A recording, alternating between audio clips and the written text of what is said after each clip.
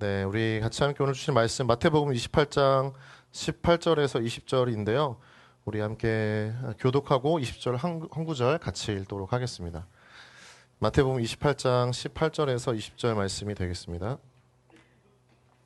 마태복음 28장 18절에서 28절 말씀. 네, 제가 먼저 읽도록 하겠습니다. 예수께서 나와 말씀하여 이르시되 하늘과 땅의 모든 권세를 내게 주셨으니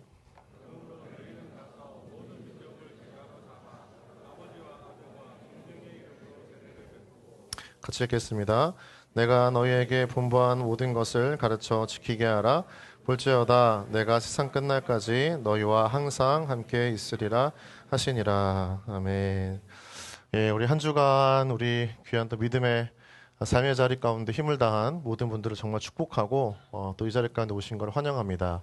우리 좌우 앞뒤 좀 바라보면서 이렇게 눈을 마주치시고 한 주간 정말 수고 많으셨다고 함께 좀 격려하고 축복할까요? 좌우 앞뒤 바라보고 예, 수고하셨습니다. 네, 네, 눈을 마주치시고요.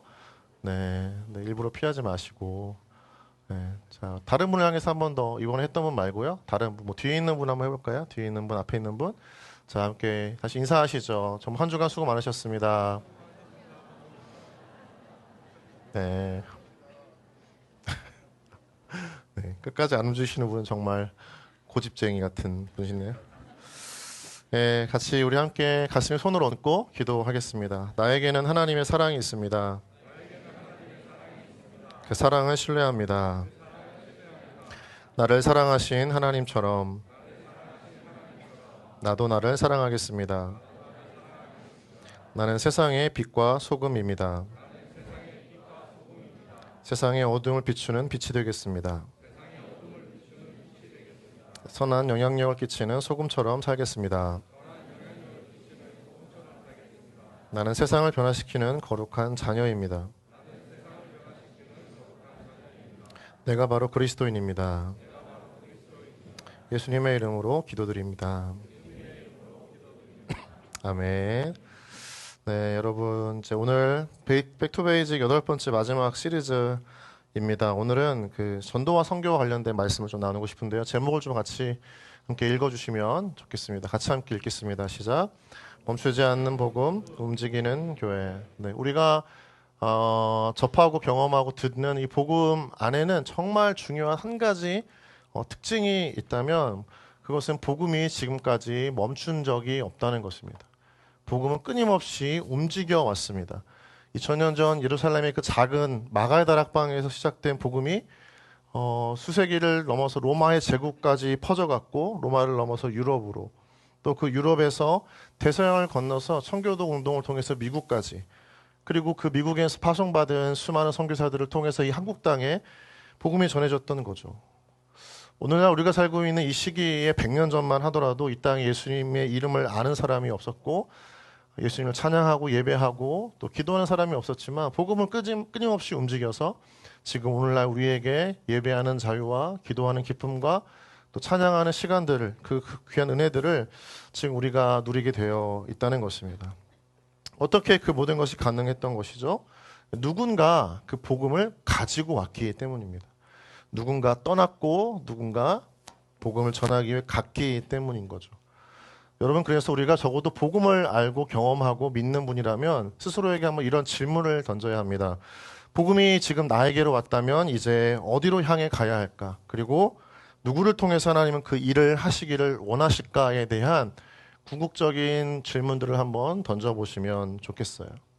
그래서 오늘은 그 전도와 선교에 관련된 메시지를 함께 여러분과 나누고 우리 마음 안에 다시 한번 끊임없이 복음이 움직여가고 또 복음을 위해서 공동체가 움직여가는 교회와 우리 모두가 되어지는 은혜의 시간이 있기를 주님의 이름으로 간절히 소망합니다. 네, 첫 번째, 복음은 어디를 향해 가야 하는가? 모든 민족을 향해 가야 합니다. 한번 따라해 주시겠어요? 복음은 모든 민족을 향해 가야 합니다. 네, 마태복음 28장 19절 말씀 상반절만 보면 그러므로 너희는 가서 모든 민족을 제자로 삼아라고 말씀하고 계시죠. 이 본문 안에서 중요한 것은 바로 대상, 즉 모든 민족이라는 것입니다. 여러분, 다른 말로 하면 복음은 특정한 누군가만을 위한 전유물이 아니라는 거죠. 복음은 특정한 유대인들만을 위한 것도 아니고 이스라엘만을 위한 것도 아닙니다. 수용의 교회만을 위한 것도 아닙니다. 복음은 모든 민족을 위한 거예요. 복음을 경험한 것은 우리 자신이지만 그러나 복음은 우리의 것이 아니고 복음은 모두를 위한 것이라는 거죠. 내가 지금 누리고 있는 복음은 바로 하나님께서 온 세상의 수많은 사람들을 향해 준비하신 구원의 계획이라는 것입니다. 여러분, 이 구원의 놀라운 계획과 복음의 시작부터가 하나님께서는 온 인류를 변화시키고 영혼의 구원을 위한 꿈으로 가득 찬 첫 출발을 담아내고 계셨어요. 창세기 12장 우리 2절부터 3절 말씀인데요. 좀 같이 한번 읽어주시겠습니까? 시작. 내가 너로 큰 민족을 이루고 내게 복을 주어 내 이름을 창대하게 하리니 너는 복이 될지라. 너를 축복하는 자에게는 내가 복을 내리고 너를 저주하는 자에게는 내가 저주하리니 땅의 모든 족속이 너로 말미암아 복을 얻을 것이라 하신지라.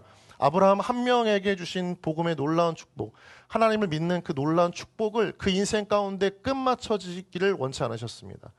하나님은 아브라함에게 이 놀라운 하나님을 만나고 경험하고 체험하고 그 신앙의 축복을 아브라함을 통해서 모든 민족들이 누리기를 원하시는 그 마음을 가지고 아브라함을 축복하셨어요. 그러니까 우리의 인생에 하나님께 주신 모든 은혜는, 특별히 그 안에 복음은 내 인생의 구원을 위해서 끝나서는 절대 안 된다는 것이죠.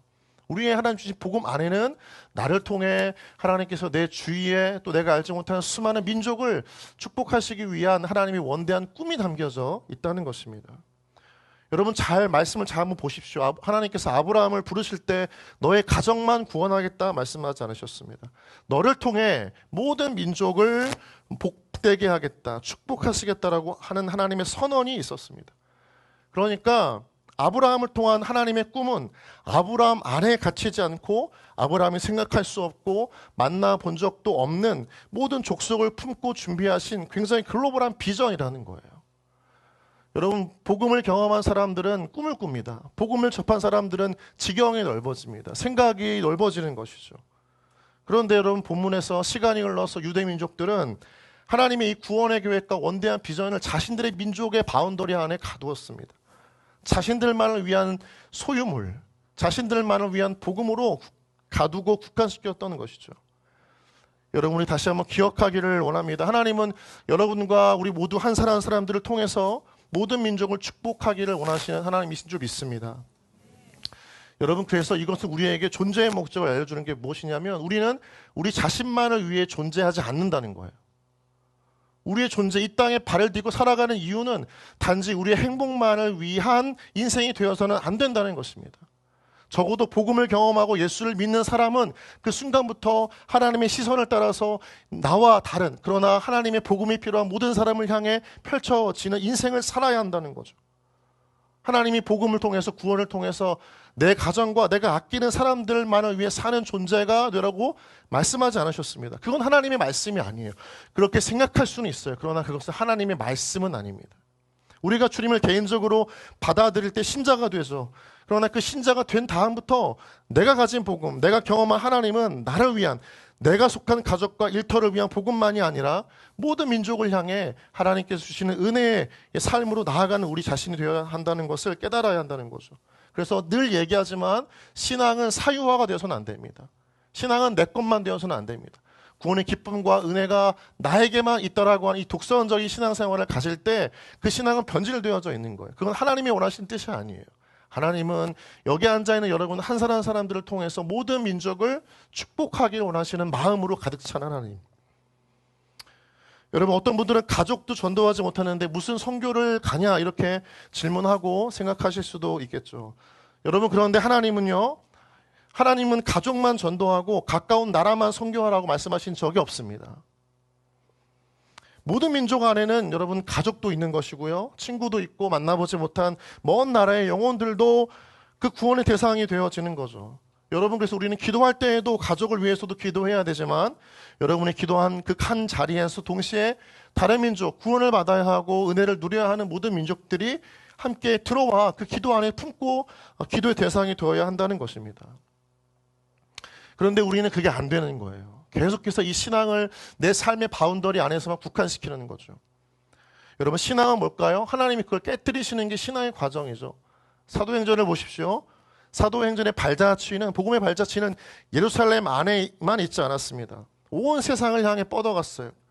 그 과정에서 우리가 볼 수 있는 한 가지가 있다면 그것은 구원의 대상과 은혜를 유대인에게만 국한했던 베드로, 그 베드로를 비롯한 제자들의 굳어진 사고방식, 편견, 선입견을 깨뜨리시는 하나님을 곳곳에서 만나요. 그 다음에 어떤 일이 벌어지는 줄 아세요? 복음이 확장케 되어져요. 복음을 전해야 할 사람들 안에 굳어진 생각이 있는 거예요. 아, 이건 우리 민족만을 위한 구원의 은혜야. 이건 우리 가정만, 내 인생만을 향한 신앙이야 라고 생각했던 그들의 굳어진 그 생각, 사고방식, 편견, 선입견들을 하나님이 깨실 때마다 복음의 확장이 지역적으로 퍼져갔다는 것이죠. 주님은 모든 방법을 동원해서 모든 민족을 품어야 할 제자들의 생각을 바꾸어 가셨던 것이 이 사도행전의 사실은 발자취였습니다. 그래서 그 제자들의 생각, 신자들의 생각이 커져갈수록, 세상을 품고 나아갈수록 점점 복음이 전파되어졌던 가는 것이 사도행전의 역사인 거죠. 하나님께서는 여러분 기억해 보십시오. 나중에 사도행전 한번 읽어보세요. 꿈, 또 환상, 또 고넬료 등을 통해서 하나님은 복음이 모든 민족을 향해 뻗어가야 한다는 열망을 끊임없이 깨뜨리셨습니다. 이방인이 예수님 믿지 않을 것이라고 스스로 편견과 고정관념에 사로잡혔던 베드로에게 고넬료를 만나게 하심으로 이미 하나님께서 예비하신 영혼이 있다는 것을 깨닫게 하셨죠. 끊임없이 그런 일들을, 사고방식을 바꾸고 편견을 깨뜨리시고 그 왜곡된 시각과 시선을 바꾸어 가시면서 그들을 통해 정말 세상을 축복할 하나님의 거룩한 통로로 세워가셨던 것이 사도행전의 역사 아니겠습니까? 여러분, 예루살렘과 온 유대와 사마리아와 땅끝까지 이르러 내 증인이 되리라 말씀하셨던 이 사도행전 1장 8절의 말씀은 우리가 모든 민족 앞에 복음이 우리 안에 갇혀져서는 안 되고 우리가 모든 민족 앞에 복음의 증인으로 세워지도록 지금도 우리의 신앙의 지평을 열어가시는 하나님의 의지가 담겨져 있는 것이 사도행전 1장 8절에 있는 말씀이기 때문인 거죠. 여러분, 그래서 우리가 복음을 경험한 순간 우리의 신앙은 더 이상 개인적인 신앙으로 남아서는 안 되는 것입니다.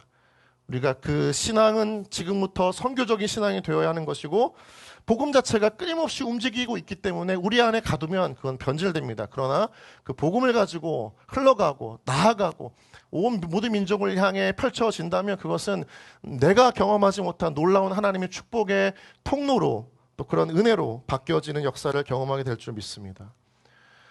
그렇다면 이 복음은 모든 민족을 향해 있다면 그 다음에 어떻게 전해져야 할까요? 교회는 바로 움직일 때 복음이 전해지는 것이죠. 마태복음 28장 19절 말씀인데요. 같이 함께 읽겠습니다. 시작. 그러므로 너희는 가서 모든 민족을 제자로 삼아 아버지와 아들과 성령의 이름으로 세례를 베풀고. 네, 하나님은 제자들에게 모든 민족을 향해서 가라 이렇게 말씀하셨습니다. 대상을 정해주셨고 그다음 그 대상을 향해 구체적으로 어떻게 해야 할지를 하나님께서 디렉팅 하셨어요. 그게 바로 가라는 것입니다. 가라고 하는 이 말씀은 신약시대부터 사도행전의 교회가 탄생되어진 이후에 모든 신자들에게 하나님께 주신 말씀이에요. 이 마태복음 28장 18절에 19절에서 가라라고 하는 이 명령을 받은 것은 단지 주님의 제자들만이 아닙니다. 복음을 믿고 복음에 움직인 놀라운 역사를 경험한 우리도 하나님께서 가라라고 보내시고 부르신다는 거죠. 본문에서 주님은요 모두를 보내시고 싶다고 말씀하셨어요. 복음은 끊임없이 움직일 때 전해지기 때문입니다. 그래서 주님은 우리를 끊임없이 세상 속으로 믿지 않은 사람들에게, 나와는 다른 민족에게, 이방인들에게 보내시기를 원하시는 하나님이세요. 요한복음 20장 21절 말씀인데요. 같이 함께 읽겠습니다. 시작. 예수께서 또 이르시되 너희에게 평강이 있을지어다 아버지께서 나를 보내신 것 같이 나도 너희를 보내노라. 예수님께서 이 땅에 아버님 그 성부 하나님의 뜻을 따라서 이 땅에 보내셨듯이 또한 주님께서도 우리를 그 믿는 자들을, 제자들을, 신자들을 끊임없이 다른 세상으로 보내시기를 원하시는 것이 하나님의 마음이고 복음이 그때서 전해지기 때문인 거죠. 나도 너희를 보내겠다. 몇 명 중에 대충 선발해가지고 엘리트만 보내겠다 말씀하시지 않으셨습니다. 복음이 한 곳에 머물러 있으면 전해질 수 없었기 때문에 모두를 보내시는 거죠. 가지 않는데 여러분 알아서 예수를 영접할 수 있을까요? 아니요, 그렇지 않아요. 그래서 우리는 가야 합니다. 그런데 우리 안에는 어려움이 있어요. 우리 안전지대를 떠나기 싫은 거예요. 모두에게 쉽지 않은 선택일 수 있습니다. 우리가 모든 민족에게 갈 수 있는 환경과 상황의 문이 늘 열려있지 않을 수도 있습니다. 그런데 그런 것 때문에 하나님이 가라 하시지 않으셨다라고 생각해서는 안 되는 거죠. 가라라고 하는 말씀에는 하나님이 길을 열어주시기도 하시지만 막혀있고 어려운 상황들, 불편한 것들, 내가 생각했던 그 안전지대를 뚫고 다시 한번 구체적인 방향으로 선교하고 헌신할 수 있도록 어떤 상황과 어려움도 맞닥뜨릴 수 있는 믿음이 담겨져 있는, 명령이 담겨져 있는 말씀이 바로 이 가라라고 하는 말씀이었습니다. 가지 않으면 하나님이 결국 보내세요. 그걸 어떻게 알 수 있냐면 신약의 사도행전을 보시면 예루살렘 교회가 있습니다. 이 교회는 훌륭한 교회였어요. 모범적인 교회였습니다. 많은 사람들이 모이는 공동체였습니다. 그런데 문제가 한 가지 있었어요. 그것은 무엇이었냐면 가지 않았다는 것이 문제가 있습니다. 여러 가지 이유를 말할 수 있습니다. 그런데 분명한 건 한 가지는 가라 말씀하신 하나님께서 흩어지고 복음을 전하기 위해서 가기 위해서 세워진 교회가 움직이지 않았다는 거예요. 다른 말로 하면 하나님의 부르심을 거부하는 교회였습니다. 그때 무슨 일이 벌어졌을까요? 스데반이 죽고 난 다음에 모두가 핍박을 받고 불가피하게 흩어져야 했던 거죠. 우리 사도행전 8장 1절에서 4절 말씀인데요. 사울은 그가 죽임당함을 마땅히 여기더라. 그날에 예루살렘에 있는 교회에 큰 박해가 있어 사도 외에는 다 유대와 사마리아 모든 땅으로 흩어지니라. 경건한 사람들이 스데반을 장사하고 위하여 크게 울더라. 사울이 교회를 잔멸할세 각 집에 들어가 남녀를 끌어다가 옥에 넘기니라. 흩어진 사람들이 두루다니며 복음의 말씀을 전할세라고 나옵니다. 흩어지지 않았던 예루살렘 교회가 결국 핍박을 받아서 흩어지게 되었던 거죠. 그리고 나서야 흩어진 사람들이 4절에서 어떻게 무슨 일을 하기 시작합니까? 복음의 말씀을 전하기 시작합니다. 이들은 다 복음을 전할 수 있는 사람들이었어요. 그러나 그들은 모여 있었습니다. 하나님은 이 핍박의 기회를 통해서 오히려 교회를 흩게 만드시고 사람들로 하여금 복음을 전하게 그들의 발걸음을 인도하셨던 것이죠. 하나님이 핍박을 원하신 것은 아니었습니다. 그러나 하나님은 이 기회를 통해서 가지 않았던 사람들을 흩으시고 그들에게 복음을 전할 수 있도록 하셨던 것입니다. 복음이 전해져야 했었기 때문에 하나님은 그 흩어진 사람들에게 가라 말씀하셨고 복음을 전하게 하셨던 거죠. 복음을 들어야 할 사람, 복음을 기다리는 사람들이 곳곳에 있었던 것입니다. 그런데 그들은 처음에는 가지 않았어요. 익숙한 모임 안에서 타성이 젖어들고 이 관계를 깨고 싶지 않았어요. 그런데 하나님의 명령은 유대와 사마리아 모든 땅으로 흩어지기를 원하셨던 것이 하나님의 마음이었습니다. 그래서 예루살렘 공동체가 피하고 싶었던 유대, 사마리아 땅까지 흩어져서 결국 그들은 복음을 전하기 시작했던 거죠. 여러분, 주님은 우리 개인과 공동체를 세상을 향해 파송하셨음을 믿습니다. 여러분, 우리는 세상으로 보냄받은 사람들이지 교회 안에 갇힌 사람들은 아니라는 거예요. 선교지를 한 번 가는 것으로 만족해서도 안 되는 것이고요. 내가 원하는 국가에 선교지가 정해졌을 때만 그때 마음 가운데 자원하는 마음으로 가서도 안 되는 것입니다. 어쩌면 우리 가운데 주신 모든 기회를 통해서 하나님께서 모든 민족에게 가라 하셨다면 우리에게 그런 기회가 올 때마다 그 부르심 앞에 나아가는 것이 사실은 신자의 사명이고 제자로 살아가는 우리들의 발걸음이 되어야 한다는 거죠. 본문에서 너희는 가라 말씀하시지 않습니까? 여기서 이례적인 단어가 아니에요. 한 번 가는 걸로 끝났다라고 말씀하시는 게 아니에요. 지속적으로 보내시고 가기를 원하시는 하나님의 마음이 담겨져 있는 단어가 바로 이 본문의 의미인 거죠. 여러분, 우리 공동체는 왜 모여 있을까요? 우리 왜 모여서 예배를 드릴까요? 우리는 왜 기도할까요? 우리는 결국 이 주일에 한 번 예배 안에서 한 공동체가 모여서 은혜를 누리고 하나님의 마음을 경험하면서 여기서 끝나지 않고 다시 세상으로 나아가기 위해서 모이는 것입니다.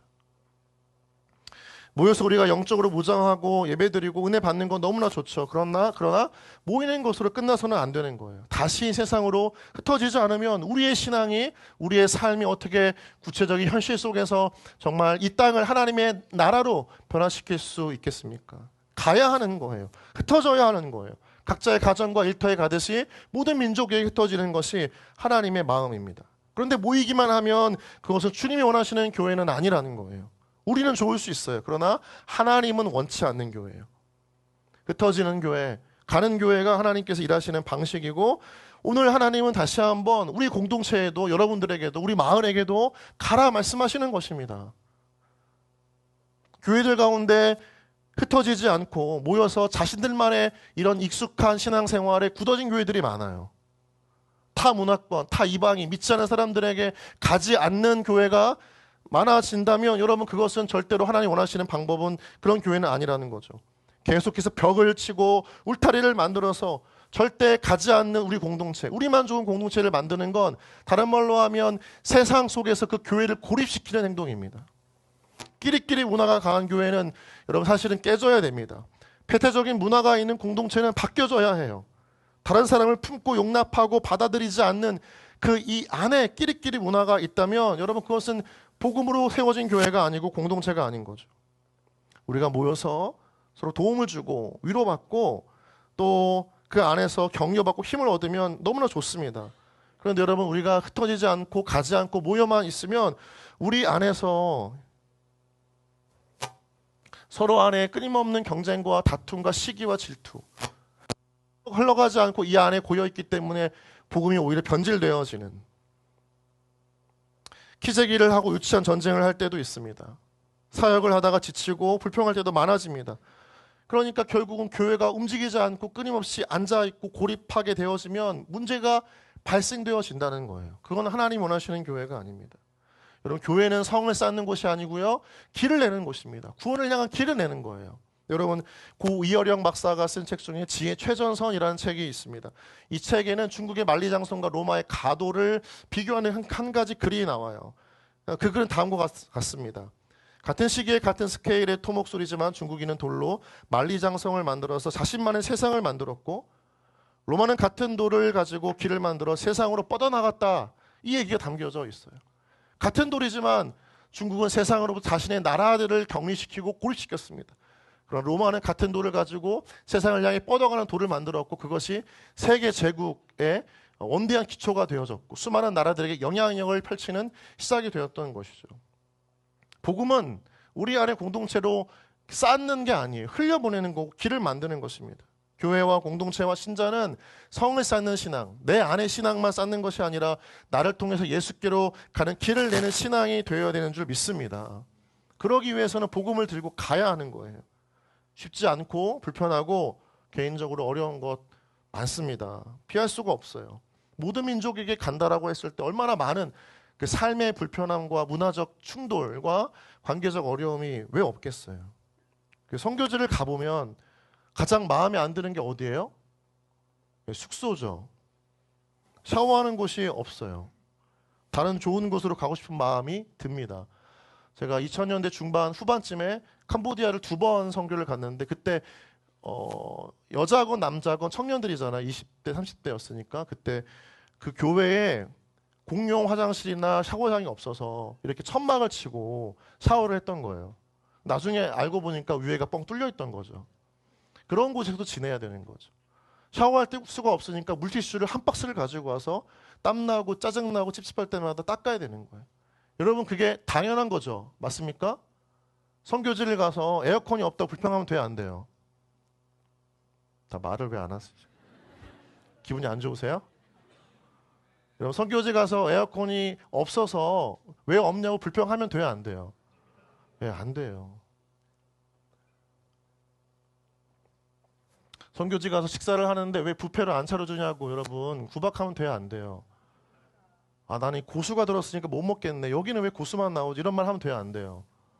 그냥 어떻게 해요?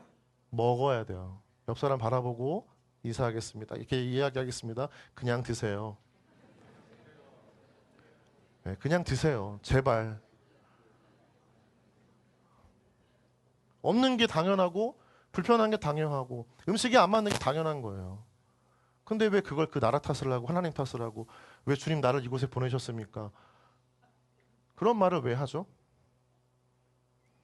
제가 좀 괘씸한 상상을 한번 해봤습니다. 여러분 남미 지역이래. 가보지도 않은 나라를 얘기해가지고 동남아에 가면 잘 때 방에 뭐가 나타나죠? 도마뱀. 그러면 어떻게 생각해야 돼요? 예?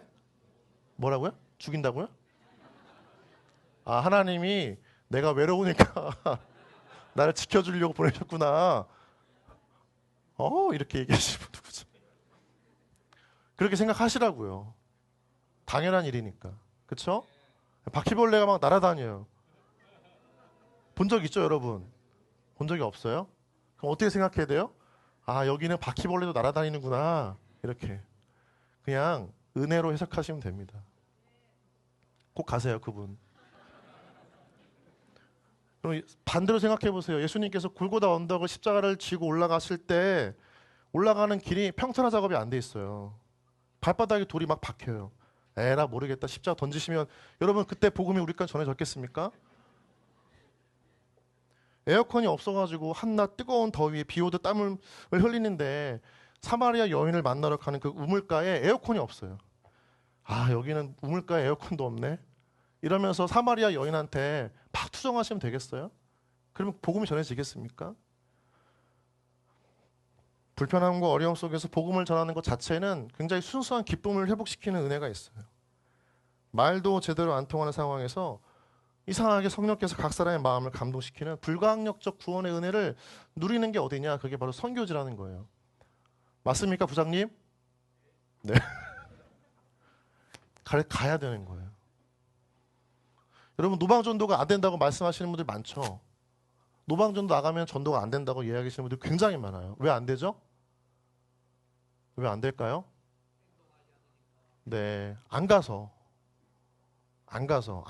노방전도가 안 되는 거예요. 제가 전도팀을 이제 교구 사역을 하면서 한 7년, 5년, 정확히 횟수 기억이 안 나지만 전도팀을 담당해서 매주 금요일 저녁마다 한 오후 한 4시쯤에 노방전도를 매일 가야 했어요. 처음에 성도님들이 좀 부담스러워 하시죠. 왜냐 낯선 사람하고 대화하는 거, 뭐 전도지를 전해주는 거. 거기서 끝나지 않고 보통 전도를 한다고 치면 교회 전도지를 가지고 와서 나눠주고 인사하는 걸로 끝나잖아요. 저는 그렇게 안 시켰거든요. 어떻게든지 붙잡고 말을 하세요. 대화를 하세요. 근데 처음에 어렵죠. 낯선 사람 붙잡고 이야기한다는 것 자체가. 그런데 노방전도를 꾸준하게 가다 보면 여러분 그게 관계전도가 됩니다. 왜냐하면 그 시간에 지나가는 사람들, 지역 주민들 늘 비슷한 삶 패턴이 있거든요. 그게 1년을 하면 아는 사람이 많아져요. 익숙해져요. 마음이 열려져요. 전도가 돼요. 그렇게 해서 제가 담당했던 한 3년 정도, 한 20명 정도가 교회에 오셨습니다. 노방전도를 통해서만. 다 이상한 분들이 아니고 일반적인 그 지역의 주민분들이었어요. 가지 않아서 전도가 안 되는 거지 가면 전도가 되는 거죠.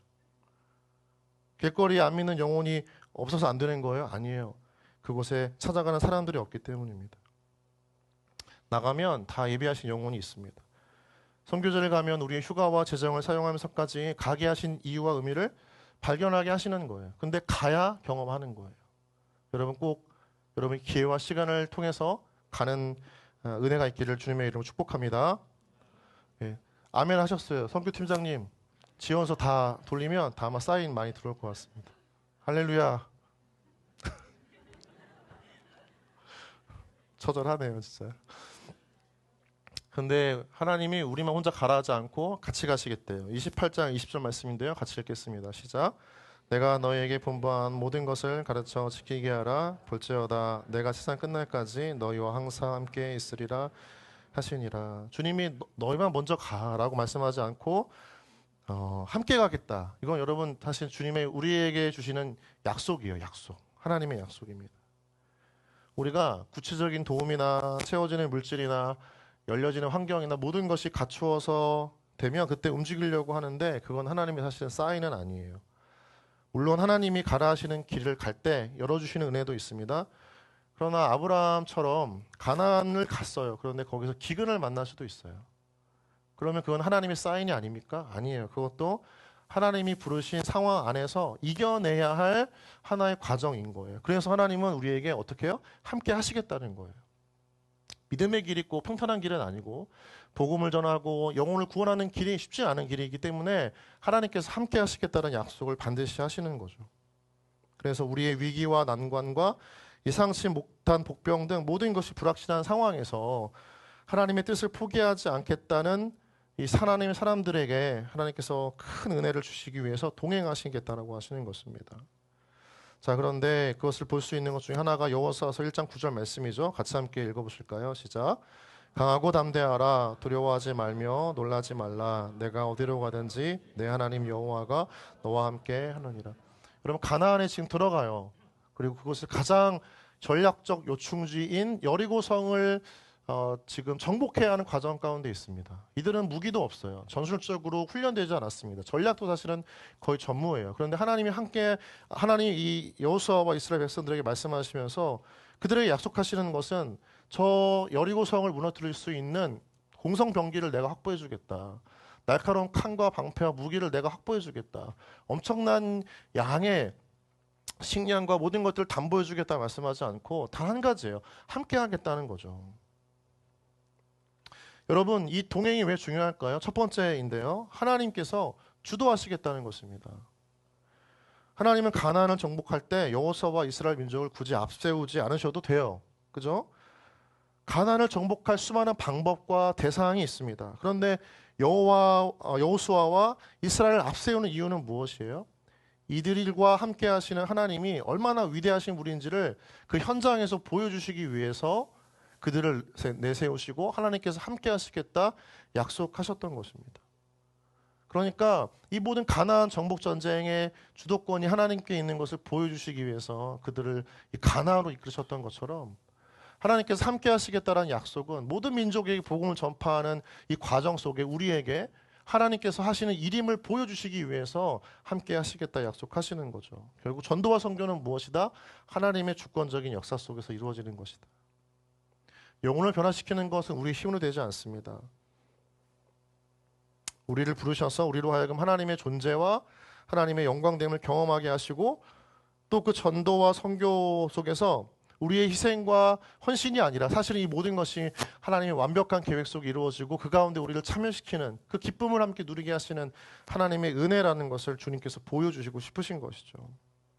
여러분 좀 따라해 보실까요? 전도와 선교의 주체는 하나님이십니다. 여러분 여기서 우리가 태국어, 필리핀어, 따갈로어 뭐 한 일주일 한 달간 배워가지고 얼마나 사람들에게 효과적으로 복음 전할 수 있겠어요. 당장 가면 또 그 앞에서 벙어리가 되는 게 우리 현실인데 그런데 거기에서 우리가 예상하지 못했던 마음의 문이 열려지고 그 사람의 입에서 예수를 믿겠다는 고백이 나오고 기대하지 않았던 사람들이 몰려오고 그런 일들은 다 하나님 주권적 역사 속에서 경험하는 일들이죠. 함께 하시는 하나님을 통해서 하나님이 오히려 우리에게 이 전도와 선교 가운데 역사하시는 것이 얼마나 큰지를 보여주시는 자리가 바로 그 현장이 되어지는 것입니다. 선교는 하나님의 일입니다. 구원의 역사도 하나님이 주도하시는 거예요. 그것을 전적으로 체험하고 경험하는 것이 바로 그 전도와 선교의 현장인 것입니다. 두 번째는 어떤 의미가 있냐면 하나님의 보호하심을 의미합니다. 전도와 선교지에서 보이는 현상과 보이지 않는 현상이 있어요. 사람들의 감정과 생각과 또 여러 가지 수많은 공격과 방해가 있습니다. 우리가 부르심을 따라 가라 해서 순종은 했지만 정작 위험한 순간이 닥쳐올 때가 있어요.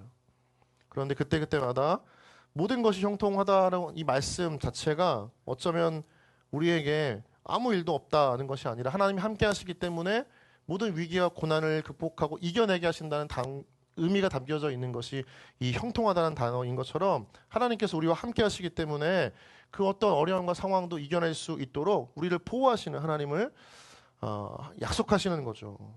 우리가 선교지 가서 전도하다가 또 병이 들 수도 있습니다. 사도 바울을 보면 수많은 고난과 실제적 핍박을 받았잖아요. 도망치기도 했잖아요. 그렇죠? 그의 인생이 화려한 선교지의 스펙만 있었던 건 아닙니다. 그는 도망치기도 했어요. 죽기도 했습니다. 죽을 위험도 있었습니다. 병에도 걸릴 때도 있었어요. 그런데 끝까지 하나님 보호하셔서 하나님의 사명을 이룰 수 있도록 그를 도우셨던 하나님. 여러분 이걸 잘 기억하세요. 우리가 하나님의 사명과 부르심대로 살면 하나님께서 우리를 끝까지 보호하시는 줄 믿습니다. 이 믿음을 가지셔야 해요. 우리가 하나님의 사명대로 살고 부르심대로 살면 하나님이 그것을 이룰 때까지 마지막까지 우리를 보호하세요. 그걸 경험하게 되어지는 것이 바로 전도지이자 선교지인 거죠. 우리에게 위로를 주실 때도 있고요. 무언가 따뜻한 마음으로 격려하시기도 하시고 담대한 용기를 주셔서 이 거침없이 복음이 끊임없이 전해질 수 있도록 하시는 하나님. 우리가 하나님이 나를 보호하신다는 믿음이 없으면 우리가 어떻게 전혀 다른 문화와 상황과 낯설은 이질적인 환경에 우리 자신을 어떻게 24시간 내내 노출시킬 수 있겠습니까? 그러나 상황과 환경이 불확실함 속에서도 하나님을 더 전적으로 의지하는 이 믿음 안에서 하나님 우리를 보호하시고 이 약속 때문에 반드시 어떤 상황 속에서도 하나님의 사명을 이루는 통로로 우리 모두를, 또 우리 공동체를 세워가시고 사용하실 줄 믿습니다. 예, 말씀을 맺겠습니다. 우리 사랑하는 블레싱 귀한 동역자 여러분, 복음은 멈춘 적이 없습니다. 복음은 지금도 움직이고 있고 2000년 동안 계속해서 움직여 왔습니다. 100년 전에 이 땅에 왔던 그 초기의 선교사님들은 당시 그 미국에서 엘리트 계층이었습니다. 그러나 그들은 하나님의 이끄심과 부르심 앞에 저항할 수 없었고 뜨거운 구령의 열정을 가지고 이 미개한 땅 조선에 와서 복음을 전하기 시작했습니다.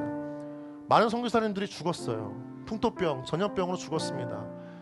임신 중에 아이를 잃고 태어난 지 100일 만에 아이를 잃고 또 수많은 어린 아이들이 또 선교사님들이 전염병과 본국에 있으면 죽지 않아도 될 병을 가지고 죽음을 당했어요. 여러분 서울에 있는 마포 양화전에 가시면 거기에 태어나자마자 죽은 아이들의 묘지도 있어요. 그런데도 불구하고 선교사님들은 떠나지 않았습니다. 왜요? 하나님이 가라 하신 곳이었기 때문입니다. 아내를 잃고 자녀를 잃고 홀로 남겨진 선교사님들은 고국에 가서 다시 상처받은 마음, 힘들었던 마음을 치료하고 나서 다시 돌아와요. 되게 신기해요. 돌아갔으면 다시는 오지 않을 이 상처와 아픔의 땅에 다시 돌아와서 복음을 전하기 시작합니다. 그렇게 복음은 끊임없이 하나님의 은혜 속에서 지금 우리에게 전달되어졌고 우리가 그 복음을 믿게 되어졌던 이유 중에 하나가 바로 하나님이 가라 하신 명령에 순종하신 분들이 있었기 때문인 거죠. 여러분 우리가 믿고 있는 복음은 누군가의 순종을 통해서 여기까지 온 것입니다. 우리가 다시 질문을 던져야 해요. 이제 하나님은 우리에게 질문하시는 거예요. 이제 누구를 통해서 그 복음이 흘러갈 것인가? 어쩌면 하나님이 고민이 있는 것입니다.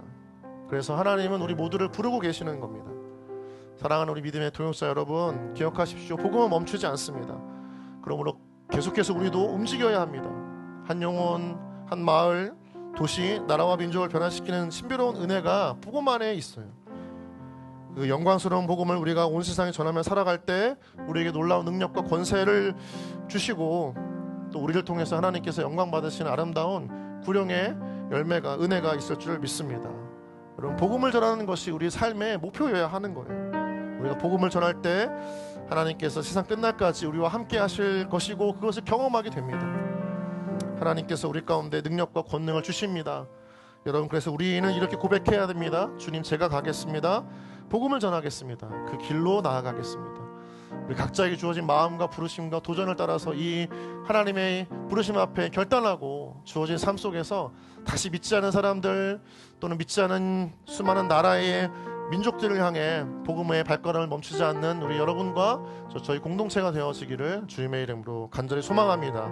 우리 함께 시간 2차장 부르면서 다시 하나님의 마음을 우리 마음 가운데 담아두며 나아가겠습니다. 세상 모든 민족이 구원을 얻기까지 쉬지 않으시는 하나님, 쉬지 않으시는 하나님, 주의 심장 가지고 우리 이제 일어나 주 따르게 하소서. 세상 모든 육체가 주의 영광 보도록 우리를 부르시는 하나님, 주의 손과 발 되어 세상을 치유하며 주 섬기게 하소서. 우리 바다 높은 같이 여호와의 영광을 인정하는 것이 온 세상 가득하리라. 우리 바다 높은 같이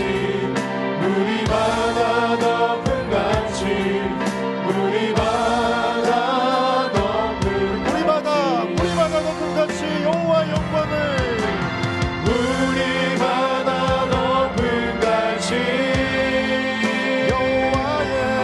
여호와의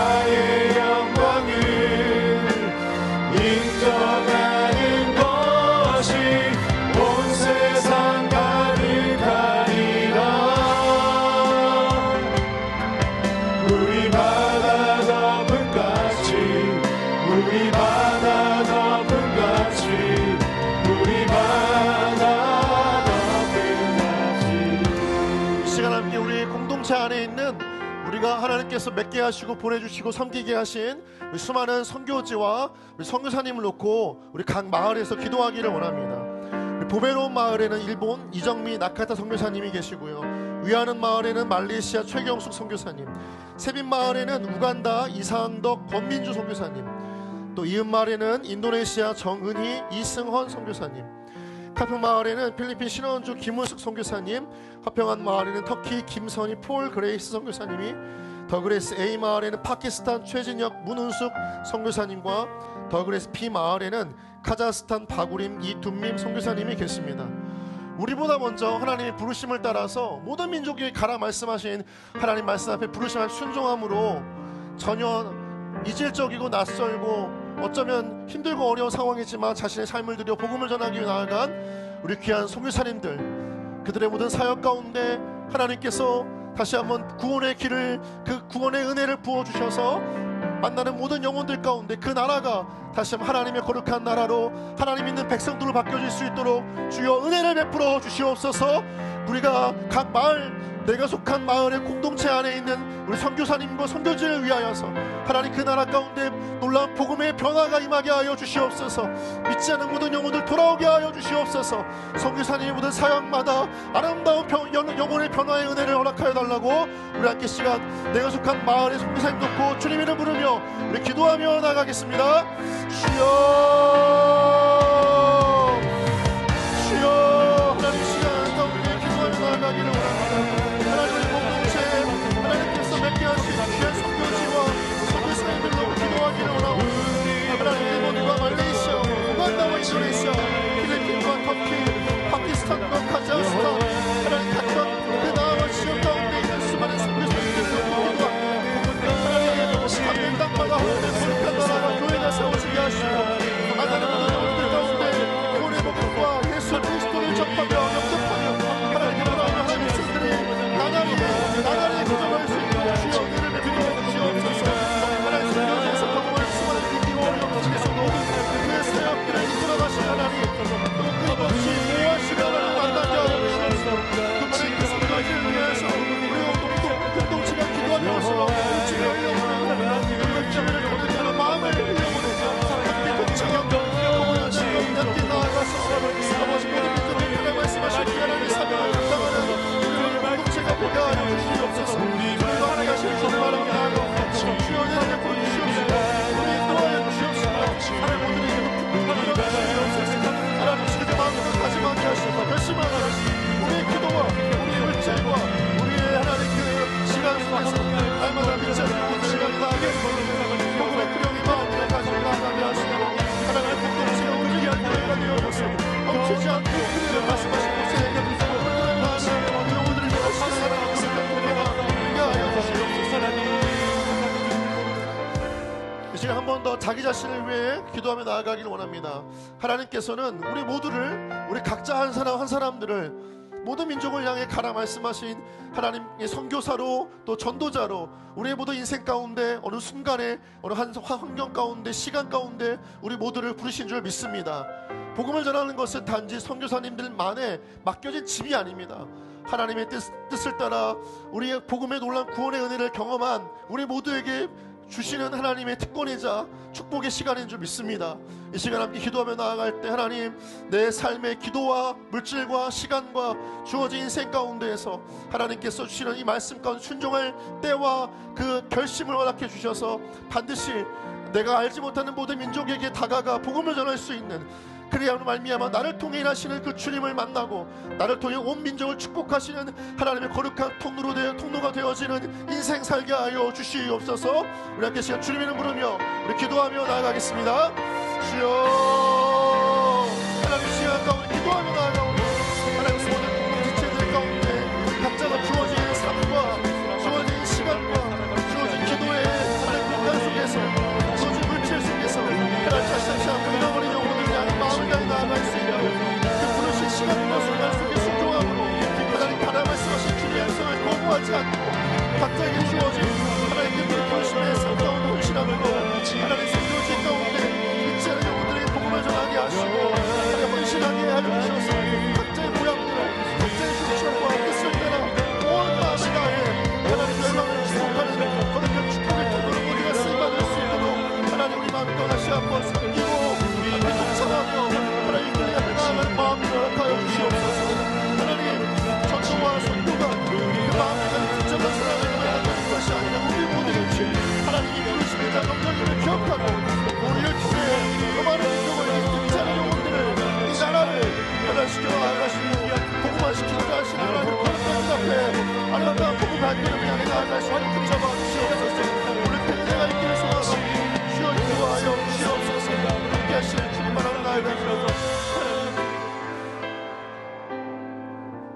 사랑이 많으신 주님, 끊임없이 움직여갔던 복음, 그것이 2000년 전에 그 마가의 다락방이 시작되어진 그 놀라운 시작을 통해 지금 오늘날 우리가 믿고 경험하는 예수의 복음인 줄 믿습니다. 하나님, 그 복음이 우리 안에 있다면 다시 한번 끊임없이 움직이는 거룩한 공동체와 교회가 되어지고 신자가 되어져서 믿지 않는 모든 민족에게 복음이 전파되어지길 원하시는 하나님의 안타깝고 갈급한 마음을 가지고 모든 민족을 축복하는 거룩한 통로가 되게 하여 주시옵소서. 우리 각자에게 주어진 인생의 시간과 공간과 또 물질과 마음 가운데 다시 한번 이 하나님의 부르심에 반응하며 순종하며 나아가게 하시고, 이것이 우리의 선택이 아니라 하나님의 온 열방을 향한 축복의 명령임을 기억하고 그 축복자가 되고 축복의 통로가 되기를 원하는 순종의 마음으로 나아가 우리를 통해 믿지 않은 영혼들을 구원하시고 믿지 않았던 마을과 도시를 변화시켜 나아가시고 복음화시켜 나아가시는, 성심화시켜 나아가시는 하나님의 거룩한 은혜의 통로가 될 수 있도록 하나님, 다시 우리가 하나님 앞에 순종하는 마음과 하나님 부르심을 따라 나아가는 결단의 마음들을 우리 모두에게 허락하여 주시옵소서.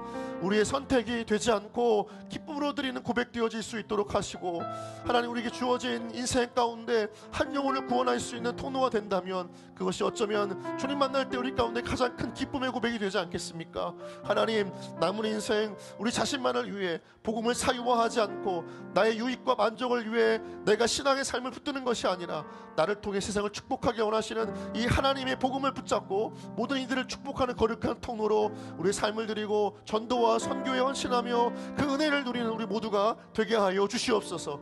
두렵고 떨리는 마음이 있고 어렵고 낯선 상황 가운데 놓여 있을지라도 그것을 당연한 것으로 여기되 그 안에서 나와 함께 하시는 하나님, 그것을 영혼을 변화시켜 나아가시는데 주도적으로 역사하시는 주님, 어떤 상황 가운데에도 사명자가 되어진 우리를 붙들고 보호하시는 하나님을 만나는 은혜가 그 모든 전도와 선교의 인생 가운데 경험케 되어지고 하나님 다시 한번 체험케 되어질 수 있도록 성령님 우리와 동행하여 주시옵소서.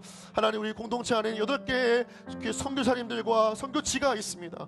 수많은 나라 가운데 있습니다. 수많은 상황 가운데 선교사님들이 마음을 다해 힘을 다해 고군분투하고 있습니다. 다시 한번 우리의 기도 속에서 그 선교사님들을 놓고 부르짖어 기도하는 공동체가 되게 하여 주시옵소서. 우리의 물질에서 그 선교사님 돕는 아름다운 생명의 물질, 영혼 구원의 물질이 흘러갈 수 있도록 주여 우리 마음을 다시 한번 그 영혼들을 향해 흘러가게 하여 주시옵소서. 특별히 올해 여름 필리핀 사역을 나아가고자 합니다. 맡겼던 민도의 섬을 다시 한번 나가 복음을 전하게 하시고 세워졌던 비엘라 교회가 더 흥황케 되어지고 부흥케 되어질 수 있도록 다시 한번 선교팀을 준비하고 나아가고자 하니, 기도로 돕는 자들, 물질로 헌신하는 자들, 또 참여하고 실제로 동참하는 자들 한 명 한 명 마음들을 감동시켜 주셔서 이번 필리핀 해외 임팩트를 통하여서 다시 한번 그 필리핀 땅에 다음 세대를 일으키고 그 고립되었던 섬에 복음화를 일으키시는 하나님의 놀라운 통로가 될 수 있도록 주여 사용하시고 은혜를 베풀어 주시옵소서. 감사하며 예수님의 이름으로 기도드립니다. 아멘.